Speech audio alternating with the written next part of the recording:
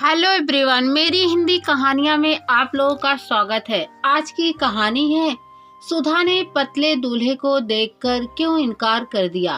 कहानी अगर पसंद आए तो वीडियो को लाइक, सब्सक्राइब, कमेंट जरूर करना। नवीन आज फिर से दफ्तर 25 मिनट पहले पहुंच गया था। जब से उसके दफ्तर में सुधा आई है उसे ऐसा लगता है कि सब कुछ रोमानी हो गया है। सुधा की झील सी आंखें, प्यारी भरी मुस्कान, उसे सब कुछ बेहद पसंद था। आज सुधा हरे कुर्ते के साथ पीला दुपट्टा पहनकर आई थी और साथ में था लाल रंग का प्लाजो, जैसे ऑफिस का माहौल सुरमई हो गया हो। नवीन बहुत दिनों से सुधा के करीब जाने की कोशिश कर रहा था, पर उसकी हिम्मत नहीं हो रही थी। सुधा का बेबाक अंदाज नवीन को उसके करीब जाने से रोकता था, पर आज वह खुद को रोक नहीं पाया और उसने सुधा को बोल ही दिया, सुधा, आप आज एकदम सुरमुई शाम के जैसी लग रही हो। सुधा खिलखिलाकर हंस पड़ी और बोली, थैंक यू। धीरे धीरे सुधा के ग्रुप में नवीन भी शामिल हो गया था। नवीन की आंखों की भाषा सुधा खूब समझती थी, पर नवीन का जरूरत से ज्यादा पतला होना सुधा को खलता था। नवीन ने एक दिन बातों ही बातों में सुधा से पूछ लिया, सुधा, तुम्हारी कोई बॉयफ्रेंड है क्या? सुधा ने कहा, नहीं, फिलहाल तो नहीं है, क्योंकि मेरा बॉयफ्रेंड माचो मैन होना चाहिए, 6 पैक एस्प के साथ। अगर कोई लड़का मुझे देखने की भी जरूरत करे तो वह उसकी हड्डी पसली एक कर दे।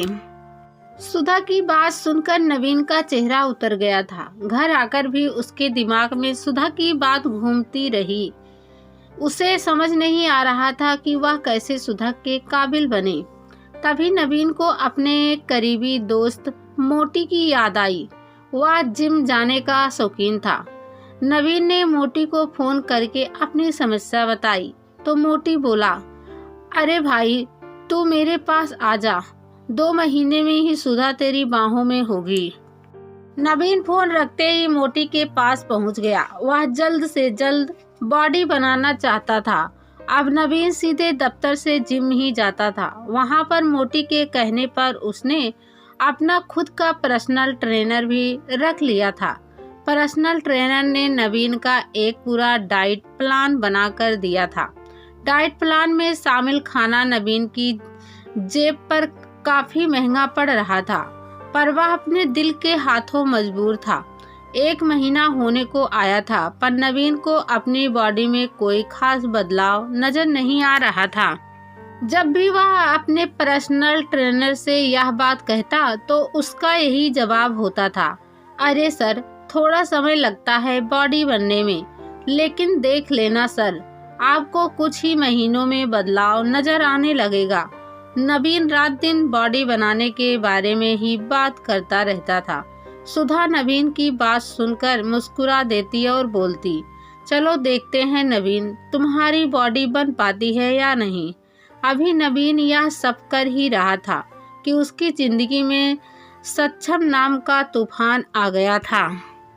सक्षम उनकी कंपनी में अकाउंटर डिपार्टमेंट में नया नया आया था। उसका 6 फुट कद था और गठीला बदन हर किसी का ध्यान अपनी ओर खींच रहा था। सुधा एक दिन अपनी सैलरी के किसी इशू को लेकर के अकाउंट डिपार्टमेंट में गई थी और सक्षम का नंबर लेकर लौटी थी। अब सक्षम भी सुधा के ग्रुप का हिस्सा था। नवीन को सक्षम का ग्रुप में शामिल होना नागवार लगता था, पर वह कुछ बोल नहीं पाता था। अब नवीन के सिर पर बॉडी बनाने का जुनून सवार हो गया था। एक दिन नवीन के पापा ने उसे समझाना भी चाहा था, बेटा, अपनी सेहत का ध्यान रखना बहुत अच्छी बात है, पर यह पागलपन ठीक नहीं है। नवीन बोला, पापा, मुझे इस पतले से छुटकारा चाहिए, मैं सुधा के काबिल बनना चाहती हूँ। पापा थोड़ा सोचते हुए बोले, बेटा, जिस रिश्ते की बुनियाद ऐसी खोखली बातों पर टिकी हो, वैसा रिश्ता ना ही बने तो अच्छा है। नवीन गुस्से में बोला, आप नहीं समझोगे पापा, आपको तो खुश होना चाहिए कि आपका बेटा अपनी सेहत के प्रति जागरूक है। पापा बोले, हाँ, पर अगर इससे मन का चैन छिनता है तो यह घाटे का सौदा है। नवीन बिना कुछ जवाब दिए तीर की तरह कमरे से बाहर निकल गया। नवीन के जुनून को देखते हुए उसके पर्सनल ट्रेनर ने नवीन के डाइट प्लान में कुछ अलग तरह के खाने की चीजें शामिल कर दी थी। कोई पाउडर भी था, पर अब नवीन की बॉडी में बदलाव आना शुरू हो गया था। ना जाने इस पाउडर में क्या था कि नवीन को मनचाहा नतीजा मिल रहा था। आजकल वह बेहद खुश रहता था, पर बॉडी बनाने और सुधा के चक्कर में बिना अपने ट्रेनर की सलाह लिए नवीन ने उस पाउडर की खुराक दोगुना कर दी थी। अब सुधा ही नहीं, दफ्तर की हर लड़की का हीरो था नवीन। नवीन ने सुधा से डेट के लिए पूछा और सुधा ने फौरन हाँ कर दी थी। नवीन बेहद खुश था, क्योंकि आखिर उसकी मेहनत रंग लाई और उसके प्यार की जीत हुई थी। अब नवीन के दिन सोना और रात चांदी हो गई थी। 14 फरवरी का हर प्रेमी जोड़े के लिए खास दिन होता है। नवीन ने सुधा से पूछा, सुधा कल क्या मेरे साथ बाहर चलोगी? सुधा ने हंसते हुए कहा, अरे इतना शर्मा क्यों रहे हो, जरूर चलेंगे। और यह तो वैसे भी हमारा पहला वैलेंटाइन डे है। नवीन ने शहर के बाहर एक रेस्टोरेंट में बुकिंग करा ली थी।